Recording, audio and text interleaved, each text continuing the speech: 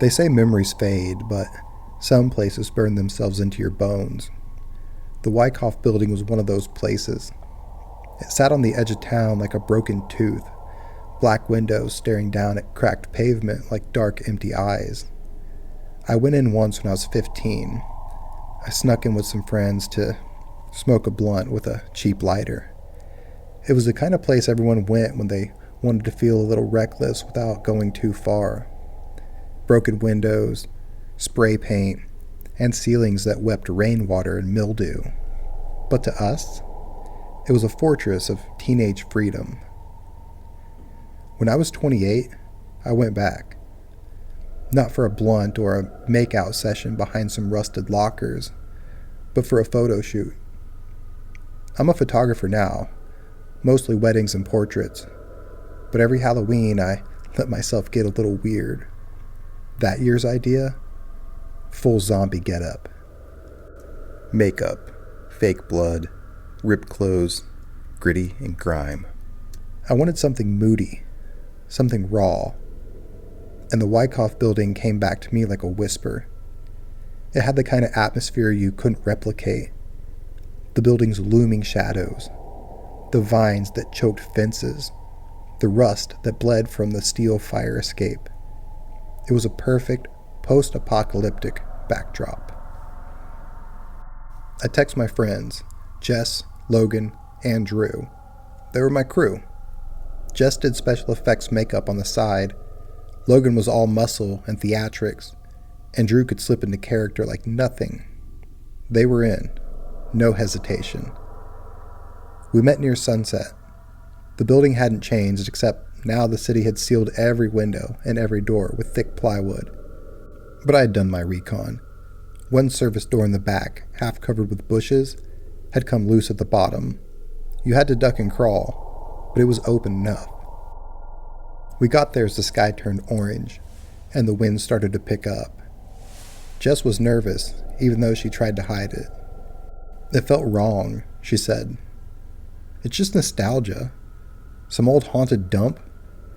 I led the way, crawling under the loosened plywood. The second I pulled myself in, I'd slam my elbow against the frame. Shit. The word echoed louder than it should have. The acoustics of the place stretched like a scream. And then, a voice. Faint, distant, but definitely human. Then a door slammed inside of the building. I froze. Guys? I whispered as they climbed in behind me. I think there's someone in here. Logan just laughed. Not unless they've been hibernating for 10 years.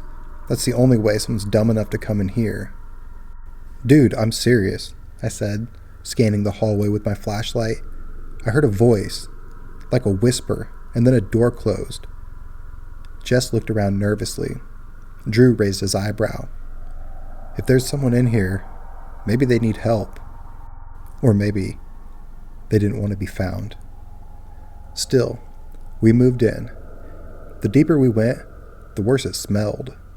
Mold, decay, old wood soaked in moisture, and something else I couldn't place. The kind of smell that sticks in your throat, thick and disgusting. The walls were peeling like sunburned skin, and the floors creaked with every hesitant step. Shadows danced just out of our light. The main hallway was littered with debris. Collapsed ceiling tiles, broken glass, rusted lockers tipped on their side like dead animals. Water stains bloomed across the floor in odd patterns, and graffiti covered nearly every inch of the wall space. Symbols and names, some newer than I expected. My camera clicked automatically as I snapped shots. Even without makeup, the place oozed dread. The lens captured shafts of light cutting through the cracks in the boards like blades. The atmosphere was thick and silent. The building was holding its breath. Then we started finding things. In what used to be an old nurse office, we found a pile of children's shoes. Small and dusty, but with their laces together. Others missing their pair. They were stacked neatly, almost too neatly, like a shrine. In the hallway, a smear of dried something, brown, red, and flaking, streaking down the wall in finger-shaped patterns. It looked like someone had tried to claw their way out. Then came the photo. In an old break room, face up on the tile, was a faded Polaroid. A man and a woman. He had dark, sunken eyes and a tight smile. She looked exhausted, but kind.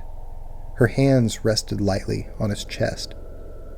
The edges of the photos were curled, the emulsion cracked from age. Jess picked it up and stared. Creepy, I heard her say. Like, real creepy. That's when I said, we should go, and no one argued. We got out fast, into the cold night air. The whole way back to the car, no one spoke. The wind had picked up, and the tree branches were scraping against the building. But I couldn't stop thinking about the voice that I'd heard. That whisper. Later that night, going through the photos, I found the frame I'd snapped after I just cursed. The image was nothing special, just an empty hallway. But I'd accidentally hit record. My camera's onboard mic caught it. The voice. I looped it, and I slowed it down. Help me. It wasn't a whisper. It was a plea. I called the others. Logan didn't want to go back. Jess flat out refused. Drew hesitated, then said, if someone's in there, we need to know. The next night, it was just the three of us. Me, Drew, and Logan. Jess stayed home. She said that she was sick, but I could hear the fear in her voice. We brought stronger lights, crowbars, and rope, just in case. I strapped my camera to my chest this time, recording everything. The smell seemed to hit us harder this time. Sour, wet, like that room had been locked for decades. We retraced our steps, everything just as we'd left it. It felt like the building was watching us, its silence heavier than before. Then we saw it. A door. It had been hidden behind a toppled bookshelf and loosened plaster. It was a basement door. The paint on it had bubbled and cracked. Chains looped through the handles. None of us remembered it when we were teens. And then we heard something. A scream. Short, sharp, and human. A burst of raw panic from the depths. We didn't speak. Logan pried at the chains with a crowbar, and then Drew helped. The metal groaned and snapped, echoing like thunder. We opened the door. A rush of cold air hit us. The darkness inside didn't seem natural. It swallowed the beam of our flashlights. Stairs led down into nothing, just crumpled concrete, slick with condensation. Each step creaked like it might collapse. We descended, careful not to trip. At the bottom, the flashlight revealed walls covered in photos. Hundreds of them, maybe more. All of the same woman. The woman from the Polaroid.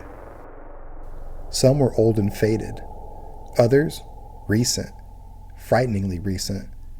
In some, she was smiling. In others, her eyes were swollen from crying. One had blood at the corner of her lips. Another showed bruises on her wrists. And then we saw her. In the corner, curled up, half conscious, wrapped in a torn blanket. Her hair was stringy. Her face was gaunt. Dirt and blood caked her skin. She tried to speak. Please, help. We rushed to her. I took off my jacket and wrapped it around her. Logan helped to lift her. She was so light it felt wrong, like carrying a memory. We carried her out, careful on the stairs, out through the broken service door. The night air made her gasp. She cried. Hell, we cried. I'd called the police. When the paramedics came, they didn't believe us at first. The police were a little skeptical too. But she spoke. Her name was Eleanor. She'd been missing for 9 years. Her husband Marcus was controlling and possessive. She planned to leave him. The divorce papers were ready. She told him that she was done, and he snapped. Took her in the night, drove her across state lines, and brought her here. Locked her in the basement of the building that no one had visited anymore. Boarded it up from the inside, and left her with water, food, but just enough. He kept coming back to check on her, take more photos, remind her she was his. Eventually, he just stopped coming. She thought she would die there, but then she heard us. He was caught 3 states away. When the news broke that she'd been found, he ran, but not far. Police picked him up in an outside motel. He had maps of abandoned buildings and a Polaroid camera. He'd been planning to do it again. The story hit the news. People called us heroes, but I didn't feel like one. I kept thinking, what if I hadn't gone back? What if I hadn't listened to that whisper? She'd still be there. I stopped doing Halloween shoots after that, but I kept the camera. Sometimes, I still hear her voice in that old clip. Help me. And sometimes, I wonder how many voices were never heard at all.